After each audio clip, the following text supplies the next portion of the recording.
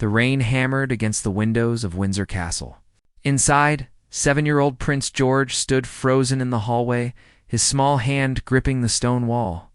He had heard something, a sound he wasn't supposed to hear crying. It was coming from his mother's private sitting room. The door was slightly open, just enough for a child's curious eyes to see through. George took a step closer. His heart pounded in his chest. He had never heard his mother cry like this before. Kate sat on the edge of a velvet chair, her face buried in her hands. Her shoulders shook with each sob. The room was dim, lit only by the gray light filtering through the tall windows. She looked smaller somehow, fragile. George didn't understand. His mother was always smiling, always strong, always there with a hug and a kind word. But now, she looked like she was breaking. He wanted to run to her, to wrap his arms around her and tell her everything would be okay. But something stopped him. Fear, maybe?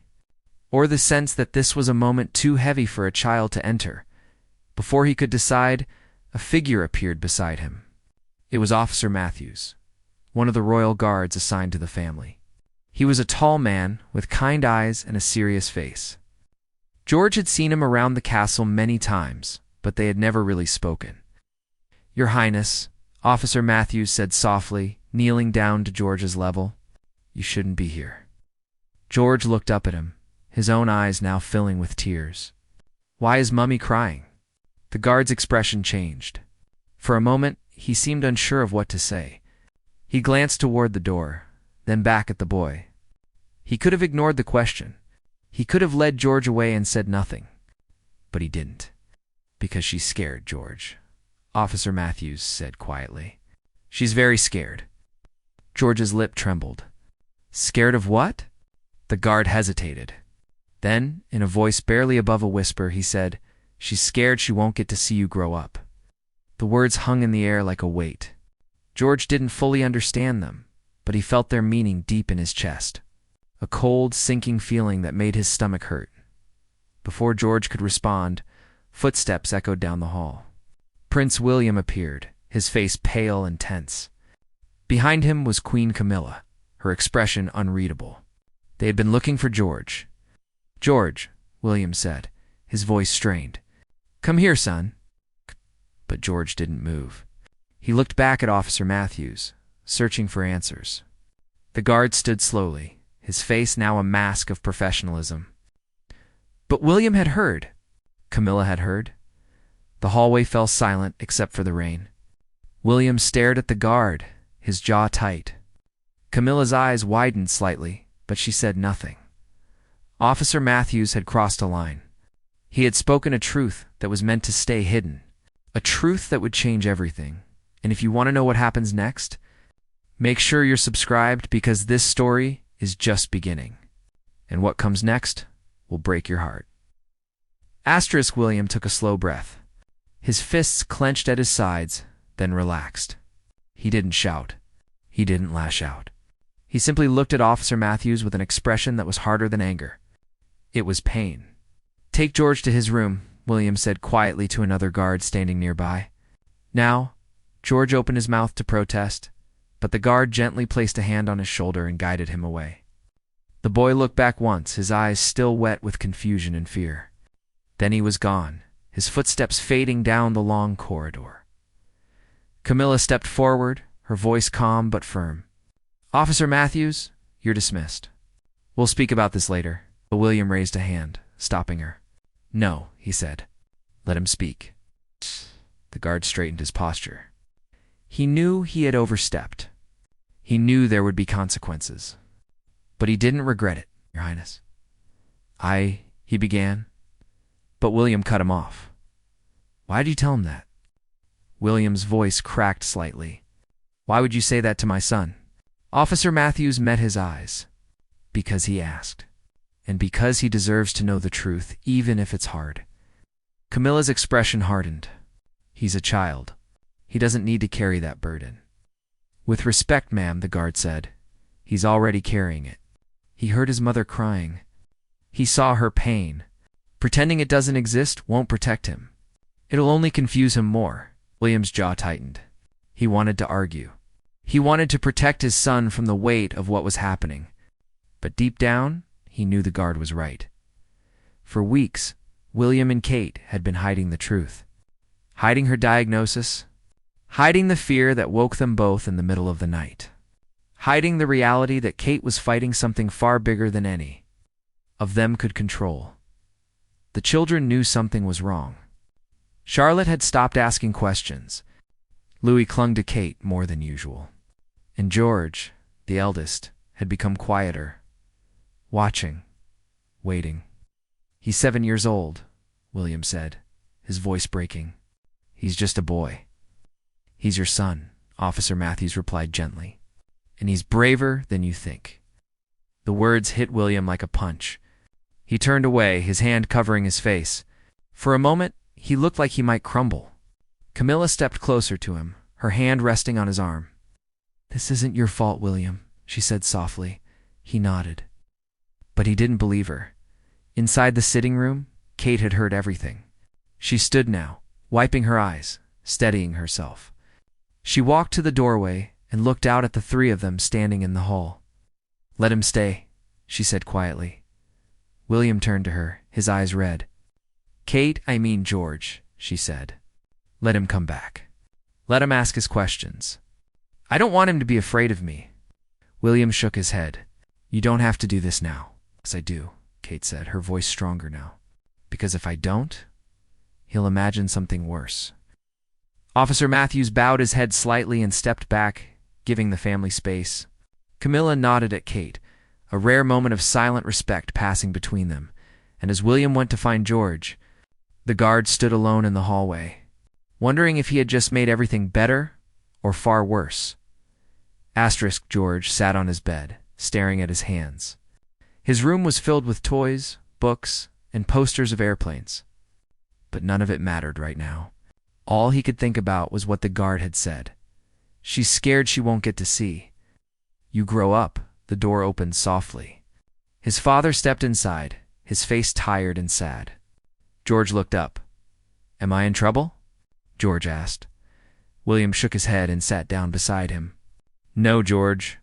You're not in trouble? Then why did you send me away?" William sighed. He didn't have a good answer for that. "Because I was trying to protect you." "From what?" William looked at his son, this small boy who was growing up too fast. "From things that are hard to understand." George's eyes filled with tears again. "Is Mummy going to die?"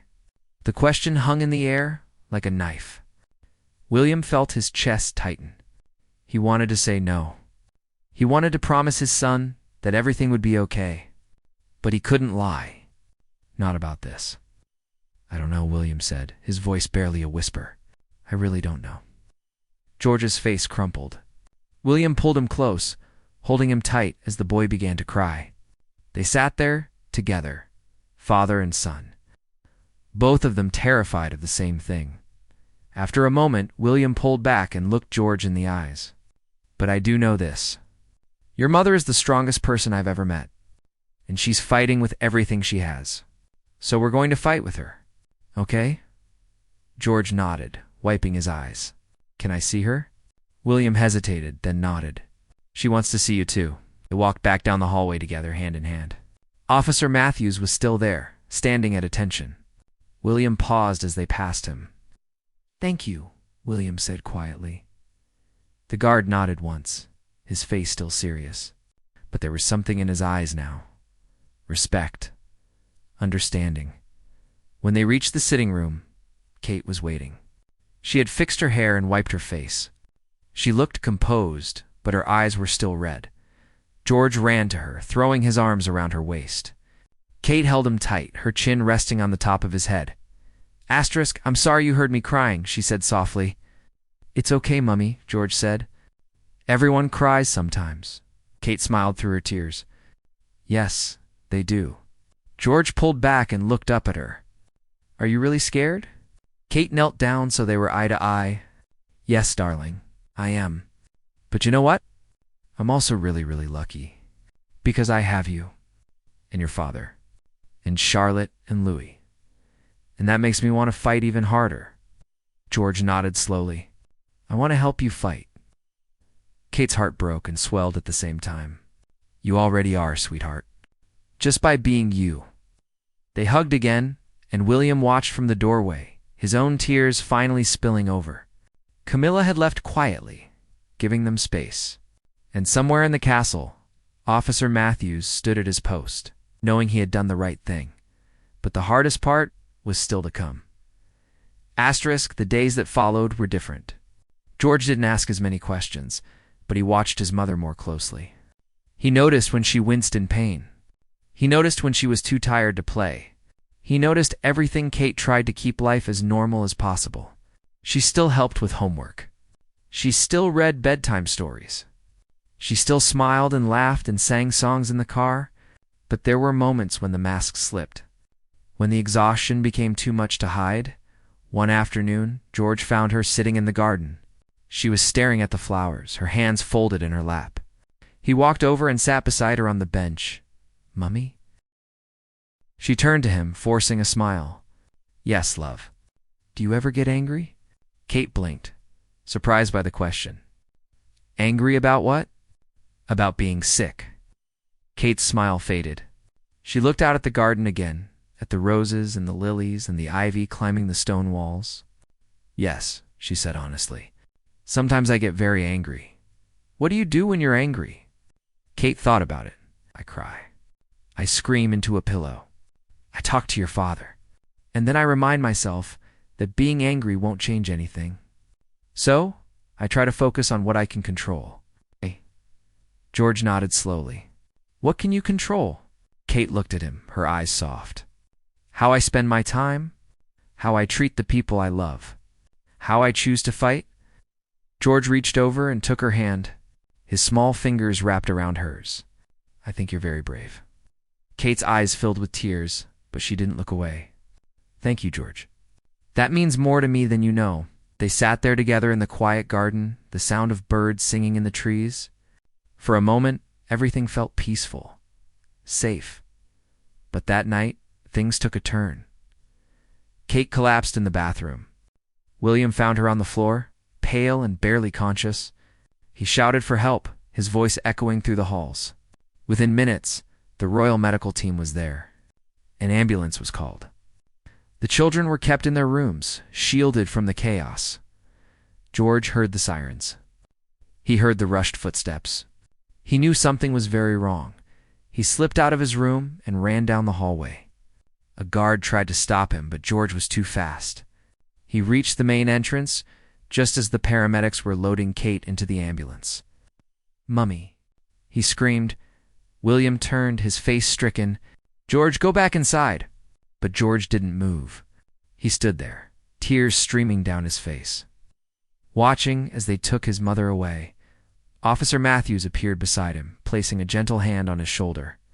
"She's going to get help, Your Highness. The best doctors in the country." George looked up at him, his voice shaking. "What if they can't help her?" The guard didn't have an answer. He just stood there, holding the boy's shoulder as the ambulance drove away into the night. William stayed with Kate at the hospital. Camilla came to the castle to be with the children. She sat with George in his room, her usual formality softened by the weight of the moment. "Your mother is very strong," Camilla said quietly. George nodded, but he didn't speak. He just stared at the wall, his mind replaying the image of his mother being carried away. "I'm scared," he finally whispered. Camilla reached over and took his hand. "I know, so am I." It was the most honest thing she had ever said to him. The hospital room was cold and sterile. Machines beeped steadily, monitoring Kate's heartbeat, her oxygen levels, her fragile hold on stability. William sat beside her bed, holding her hand, his eyes red from exhaustion and fear. Kate was awake, but barely. The doctors had stabilized her, but they had also delivered news that felt like a blow to the chest. The treatment wasn't working as well as they had hoped. The cancer was aggressive. Time was running out. "I want to see the children," Kate whispered, her voice hoarse. William shook his head gently. "You need to rest." "I need to see them," she insisted, her eyes pleading. "Please, William." He didn't argue. He couldn't. He knew what she was really asking for. She wanted to make memories while she still could. The next morning, George, Charlotte, and Louis were brought to the hospital. They had been prepared as much as children could be. They knew their mother was very sick. They knew she was fighting hard. But nothing could prepare them for seeing her like this. Kate had made an effort. She had brushed her hair and put on her favorite robe. She smiled when they walked in, even though it hurt. "Come here, my loves," she said, opening her arms. They climbed onto the bed carefully, all three of them snuggling close. William stood at the foot of the bed, trying to hold himself together. "Are you coming home soon?" Louis asked, his voice small. Kate kissed the top of his head. "I hope so, darling." Charlotte was quieter, her eyes studying her mother's face. "Does it hurt, Mummy?" Kate nodded. "A little, but being with you makes it better." George said nothing. He just held her hand, his thumb tracing small circles on her palm. He had so many questions, but he didn't know how to ask them. They stayed like that for an hour, talking and laughing and pretending everything was normal. Kate told them stories about when she was little. William took photos on his phone, capturing every smile, every moment. But eventually the nurses came in. Kate was getting tired. The children needed to go. George was the last to leave. He stood by the door, looking back at his mother. "I love you, Mummy." Kate's voice broke. "I love you too, George. So much." When the children were gone, Kate finally let herself fall apart. William held her as she sobbed, her body shaking with the weight of everything she was carrying. "I'm not ready," she whispered. "I'm not ready to leave them." "I know," William said, his own tears falling. "I know." Back at the castle, Officer Matthews found George sitting alone in the library. The boy was staring out the window, his face blank. "Your Highness," the guard said gently, "are you all right?" George turned to him. "She's not going to get better, is she?"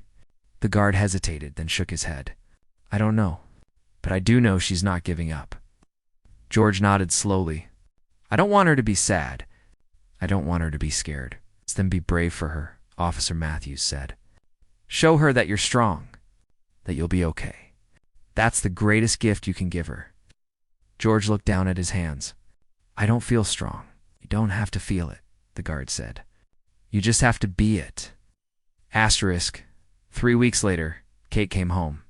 She wasn't better. The doctors had been honest about that, but she wanted to be with her family.